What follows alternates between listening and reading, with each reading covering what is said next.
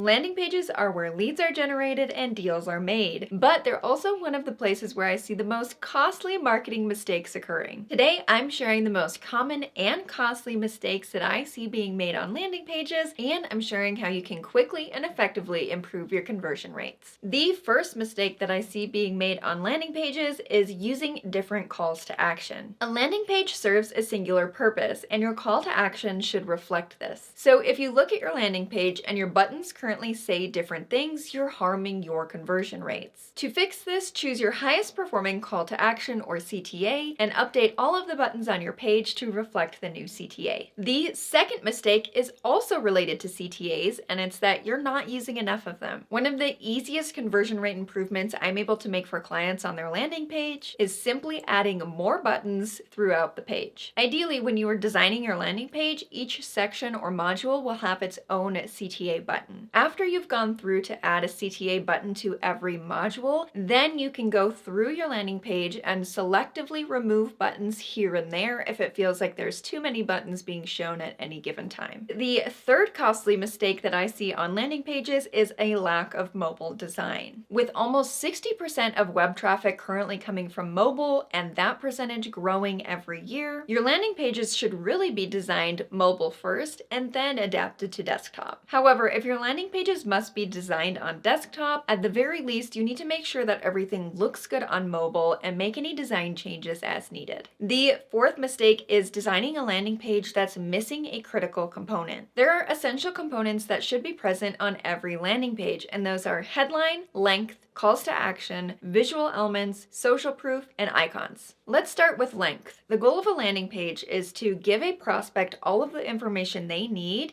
to feel confident taking the next step in your buyer journey. And while the length of any landing page varies based on the offer and price point, landing pages should still be pretty lengthy. So now that we know that landing pages should be relatively long, let's talk about some of the components of a high-performing landing page, starting with headlines. Headlines are one of the first things that your visitors will see when they land on your landing page. And as such, they're one of the most important components to get right. Your headline is responsible for telling visitors if they're in the right place or not. So if you notice that you're getting a lot of bounces or people landing on your landing page and leaving really quickly, you might have a problem with your headline. To improve your headlines, make sure that you're calling out your ideal customer, their pain point, and positioning your offer as the solution. But the key here is to do all of that in as few words as possible. That way, when somebody visits your landing page, they know that they're in the right spot. The next critical component of a landing page is a good CTA. We've already chatted about this in mistake number 1 and 2, so make sure that you have one CTA on your landing page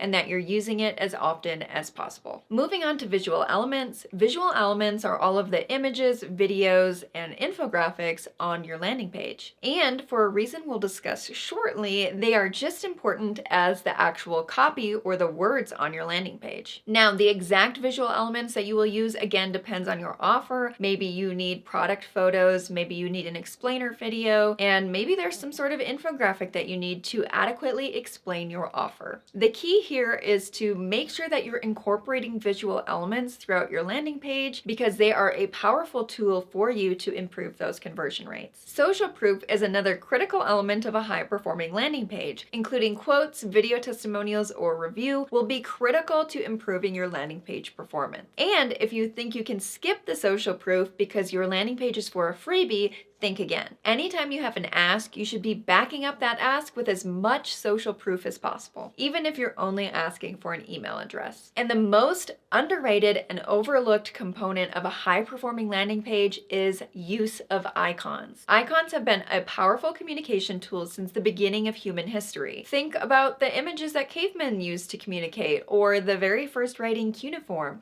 Those are all variations of icons that humans have relied on since the beginning of time.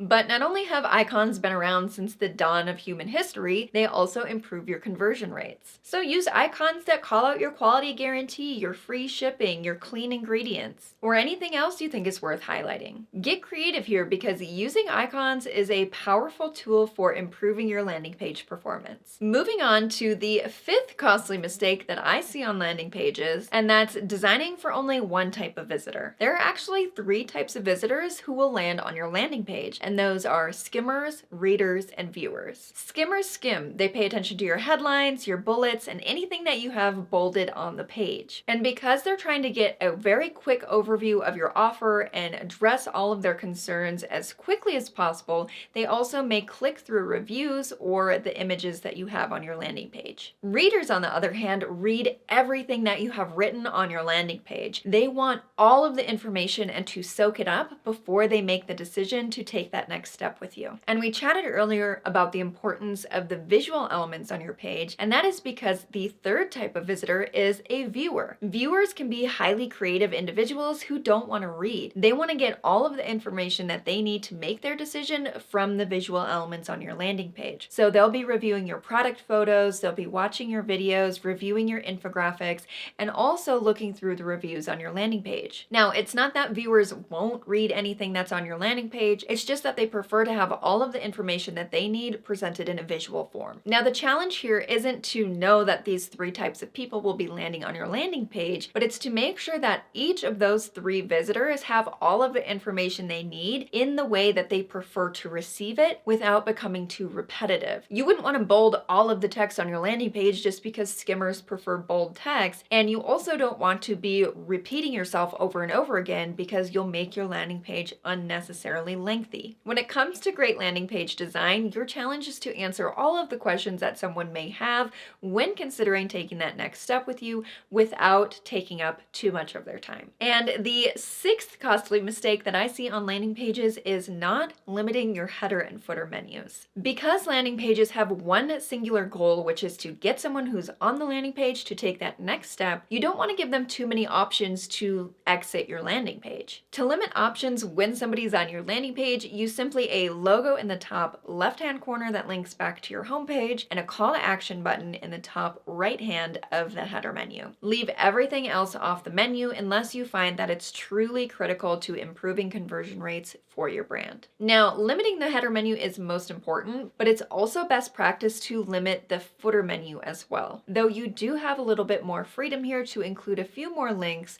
because if somebody's taken the time to scroll all the way down on your landing page, they're a lot more committed than somebody who's just staying above the fold. And the seventh costly mistake I see is neglecting the FAQ section. On your landing page, your goal is to provide a compelling argument for somebody to take that next step with you. But even if you're a very convincing copywriter, it's likely that a prospect will still have some questions about what happens when they take that next step. And that's where the FAQ section comes in handy. The FAQ section is best presented as an accordion menu towards the bottom of your landing page. In the FAQ section, you're able to call out any objections someone may have about taking that next step with you and provide a solution in the form of an answer. Not only are FAQ sections one of the most underrated modules on a landing page, in my opinion, they are essential to increasing conversion rates and improving the performance of your landing page. And the eighth mistake that I see people making on landing pages is not having a conversion rate optimization strategy. Even if you go through and make every improvement that I recommend in this video, there will still be a lot more that you can do to improve your conversion rates. For example, is the call to action that you chose actually the best? Are the FAQs you're using really the best ones for your prospects? You really don't know what is best on your landing page until you implement a conversion rate optimization strategy. Using a tool like VWO, you can set up simple A/B tests and learn exactly what works for your brand and what doesn't. By continually testing elements on your landing page, not only will your conversion rates continue to improve over time, but you'll also be able to reduce your acquisition costs and create more reliable growth for your brand. Now, when it comes to conversion rates, what's pointing to your landing page is just as important as the landing page itself. And if you're currently running paid ads, I break down my entire strategy for finding high-performing social ads in this video here that you should watch next.